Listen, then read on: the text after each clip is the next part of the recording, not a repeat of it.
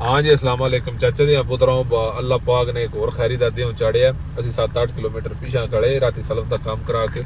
सनाई आए मदन वाले का इतने तोड़ आ ना हो सकते इतने नो पार्किंग है इतने गड्डी पार्क वड्डी नहीं हो सकती लाजमी बार बार तुम गड्डियां पार्क करनी है तो फिर तो सवेरे तुम आ खाली कर सकते हो तो सिस्टम इस टाइम मौजूद हाँ अपनी लोकेशन ते मसना बराक लिलजजाज बराक ग्लास फैक्ट्री यह जनाब इन्हों का डिलीवरी नोट होंगे डिलीवरी नोट मैं तुहानू दस छड़ा ये 2 पेपर होंगे ने सेम बिल्कुल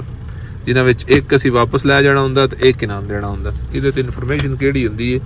पहले होंगे ने मैन्युफैक्चरर की इंग्लिश लिखते हो ये आंदा है सारा गार्डियन ग्लास ते रासल खैमा तो ये वो उस तो बाद अगले 2 खाने ने तीन आंदा जनाब जेडे जिन्हें बाय किए बायर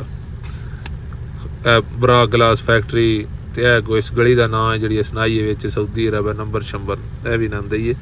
उस तो बाद है जनाब country of origin of goods United Arab Emirates English लफ्ज़ दुरा ले नहीं वाह खैर हो माऊ दिया उस तो बाद जनाब country of final destination Saudi Arabia है बाई रोड यानी जाना ही रासल खैमे UAE तो लैके ते खमीस मशीद ठीक है उस तो बाद team of delivery and payment नवे दिहाड़े विच इन्हां दा लैन देन तुसीं कर सकते हो इनवाइस का पेपर का ये वो बाकी थल्ले जनाब है शीशे की तुसीं 12 mm 12 मिली का जनाब है शीशा है आई करके सारा सिस्टम इन्हां दा इन्हां रखे तो 8 बॉक्स ने 8 पीस ने 4 अगले स्टैंड आते ने 4 पिछले आते ने थल्ले तुसी आ जाओ थल्ले जनाब ट्रेलर है DXB 73223 मनारा अल शाम ट्रांसपोर्ट LLC मनारा अल शाम में जी कंपनी को लोड किया है नाम है ठीक है उस तो बाद ट्रक अराइवल 2/3/2026 16:20 के ट्रक उतों निकलिया तो 2-3 नहीं आया है सॉरी तो फिर निकलिया 2/3/2026 यानी वो दिन ही 2 घंटे बाद निकल गया बाकी जनाब इसका नैट वेट आई 21 टन 21 टन ही सारा वजन आई है जनाब थोड़े भराऊ का नाम है मोहम्मद वकास ड्राइवर जोड़ा ना इतने सिग्नेचर करने ने असी ये नहीं किए बाकी कस्टमर को इतने सिग्नेचर कराने ने इतने मोहर लवानी है तो साडा बाजा चढ़ जाना ठीक है अल्लाह खैर करे मैंने हूँ किस टाइम आते तो चढ़ गया फिर खाली करते हैं हाँ जी चाचा दे पुत्रों तो जने आ गए ने गड्डी असीं अंदर ला छड़ी है ते इत्थे जनाब खाली करनी है डांगा सोटे जने ले ले ने लगे ने खाली करन मैं कर लोगा 9 घंटे 1.5 बजे गड्डी खाली हो गई है सारा कोई सोई वे दागा जालियां जुलियां से पा लिया ने डिलीवरी नोट साइन करा लिया मैं तुहानू दुकाना सारा कोई यानी A to Z कंप्लीट है चौं पासों फिर के एक बार वेख लवीए क्योंकि 100 कोई ना कोई शहर आ जाती है सारा कोई ना पैक जालियां भी पा लिया ने ते बाकी साइडा तो सारा कुछ है तरपाला असीं कोई नहीं लै जानियां दागियां जनाब आपे लै जाणगे फाइनल ठीक है हम निकलन लगे हैं अगली तरतीब है नहीं किहड़े पासे सब की रात लै जाती है इत्थे जनाब अपने लंगोटिए नाल बड़ा पुराना बेली तारा कसनाना फ्राम मांगट ये गपशप की हुण जट कुड़ियां सचियां कीतियां ते जने हुण निकलना ही मैं आख्या चलो सही है जाओ तुसी ते असीं जेड़े ने एक बार स्टैंड फिट करने ने स्टैंड सीधे पधरे करने तो बाद अगली तरतीब फिर करांदे आ जाना गया जे ए तालिए ते जनाब चलांदा गड्डी तालिया वादी मनशबल वाला असी जनाब सुनाइए विच आए हैं तो जवान नूं अलविदा कीता है तो हुण इत्थे बैठे हैं एक लोड दी रस लगी है इत्थों ना खमीस मशीद तो ही अबा तो मदीना मुनवरा क्योंकि असी जाना भी जंबो ही है तो वो ना साडा कोई गेट मेट रली है वो जाके करना है वेने की तरतीब बनती की तरीका कार बनता है तो यह जनाब फ्रूट वाला आ गया फ्रूट बेचने वास्ते क्योंकि टाइम भी रोजे का ये नेड़े तो नहीं आया लेकिन ये जना आ गए है केडे उस डचर बनाए नहीं टोकरियां केले पे धरदे ही वेख टोकरियां माल्टे नहीं शो बनाया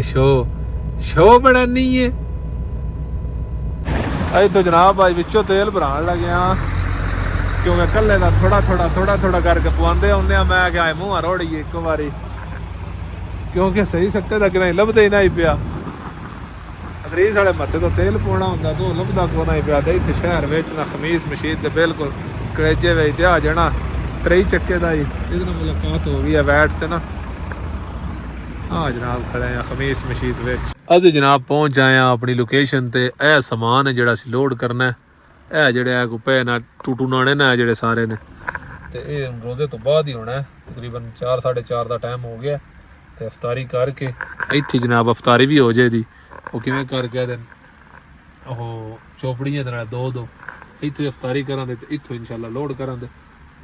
ਉਹ ਜੜ ਸਾਰਾ ਲੰਮੇ ਪਾਉਂਦੇ ਆ ਤੇ ਫਿਰ ਇਨਸ਼ਾਅੱਲਾ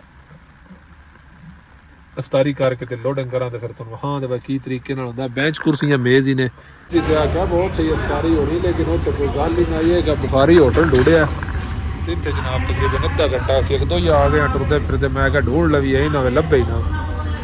ਅਫਤਾਰੀ ਕਰਾਂਗੇ ਤੇ ਉਸ ਤੋਂ ਬਾਅਦ ਇਨਸ਼ਾਅੱਲਾ ਸਰਦੀ ਲੋਡਿੰਗ ਦੀ ਵੇਖਾਂਗੇ।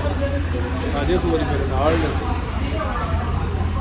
रोजे तो बाद आउंदे जवान होना आए आ गुमेज कुर्सियां ने जनाब असीं लद्दण लग पे हैं। वो अगली गड्डी लोड हो गई है तो बाकी जनाब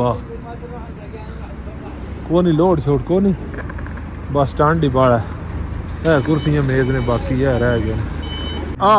लोड असां कीता जे आ मेज़ ने को 7-8 को रेहड़ियां ने कपड़े वालियां